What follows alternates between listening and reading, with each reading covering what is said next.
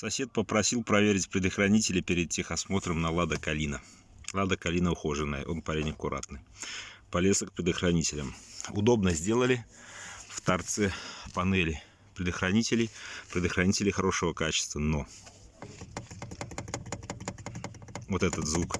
Вот владельцы Калин, вы можете сделать свою, ну скажем, автомобиль с натяжкой лучше, если сюда уж что-нибудь подложите, либо подогнете здесь. Потому что, возможно, ваши стуки все это вот. Вот. Первый раз лезу в Калину. Я не ремонтирую Жигули, слава богу, но... Ну, в общем, вот так. Продолжаем.